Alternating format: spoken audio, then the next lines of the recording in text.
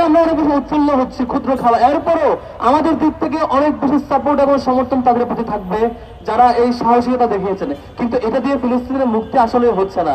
দিন শেষে আমাদের যে শহীদের ঘটনা, শাহাদাতের ঘটনা অনবরত ঘটছে, এখনো মারা যাচ্ছে। প্যালেস্তাইনে দীর্ঘদিন ধরে যে ঘটনা চলছে, আক্রমণ চলছে, সেদিকে আক্রমণ হয়, এদিকে আমরা প্রতিবাদ জানাই, নানান ঘটনা আমাদের অজানা রয়ে যায়।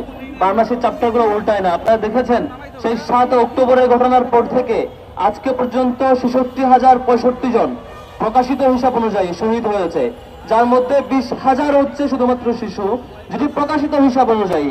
এর বাইরে আরো কত শহীদ হয়েছে আল্লাহ ভালো জানে। যেখানে সংবাদকর্মীরা সংবাদ সংগ্রহ করতে গিয়ে শহীদ হয়েছেন 365 জন, যেটি প্রকাশ করা হিসাব অনুযায়ী।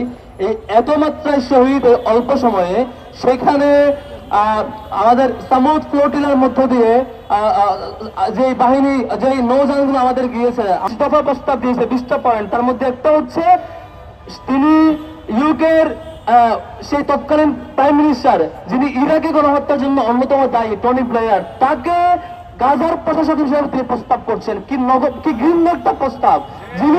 যিনি ইরাকের গণহত্যার জন্য অন্যতম দায়ী ব্যক্তি, তাকে গাজার বর্তমান ক্রাইসিস ম্যানেজমেন্ট শুধুমাত্র অল্প অল্প সহযোগিতা পাঠাইলে, কিছু কালচারাল অ্যাক্টিভিস্ট গেলে এই গাজা কিংবা ফিলিস্তিনবাসীদের পার্মানেন্ট সলিউশন কখনোই হবে না। এর আগে বহু ত্রাণ সহযোগিতা গিয়েছে, বহু আশ্বাস আমরা দেখেছি, বহু রাষ্ট্রপ্রধান বহু প্রত্যাশা দেখিয়েছে, গাজাবাসীরা মুক্তি পায় নাই। গাজাবাসীরা দিন শেষে আবারও নিহত হয়েছে, শহীদ হয়েছে, আবার টর্চার। ঢাকাকে আমাদেরকে অবশ্যই গ্লোবাল সলিডারিটির হাব বানাইতে হবে। ঢাকা থেকে পৃথিবীর যেখানে কোনো মুসলিম থাকুক না কেন, যেখানে কোনো টর্চারের ঘটনা ঘটুক না কেন, এই ঢাকা যাতে আমাদের সলিডারিটির হাব হয়। আমরা দেখেছি সদ্য কয়েকদিন আগে বাংলাদেশের একটি আমাদের প্রাইভেট ইউনিভার্সিটিতে 3 শতাধিক ফিলিস্তিনি নাগরিককে আসবার কথা ছিল স্টুডেন্ট হিসাবে, সেটি ডিপ্লোম্যাটিক বিভিন্ন কারণে সেটি ক্যান্সেল করা হয়েছে। দেখা দরকার শুধুমাত্র এটাই নয়, ফিলিস্তিনবাসীকে আরো যতভাবে বাংলাদেশ গভর্নমেন্টের সহযোগিতা করা দরকার, সবকিছু বাংলাদেশ সরকারের থাকা উচিত ছিল। সেটি আমরা ব্যর্থ হয়েছি, সেটা আমরা দেখি নাই সফল রেসপন্সটা।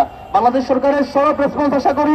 এবং আপনারা দেখেছেন কয়েকদিন আগে, বেশ কয়েক মাস ধরে শুধুমাত্র গাজার মধ্যে সীমাবদ্ধ থেকেছে বলে মনে করার কোনো কারণ নাই। আমরা দেখেছি কয়েকদিন আগে সৌদি আরব পাকিস্তানের সাথে পারস্পরিক ডিফেন্স চুক্তি করেছে, অর্থাৎ সেখানে অ্যাটাক হলে এখানে অ্যাটাক হবে, অর্থাৎ সেখানে অ্যাটাক হলে আমার আক্রমণ মনে করে আমি সেটা প্রতিরোধ করব। পারস্পরিক ডিফেন্স চুক্তি হচ্ছে। এই চুক্তিগুলো মুসলিম সবগুলো দেশে পারস্পরিক সহযোগিতা থাকা দরকার। আমরা বাংলাদেশ ইসলামী ছাত্র শিবিরের জায়গা থেকে এই গ্লোবাল আমাদের যে গ্লোবাল সাপোর্ট যাচ্ছে সামুদ ফ্লোটিলা, সেটির প্রতি সংহতি জানাচ্ছি।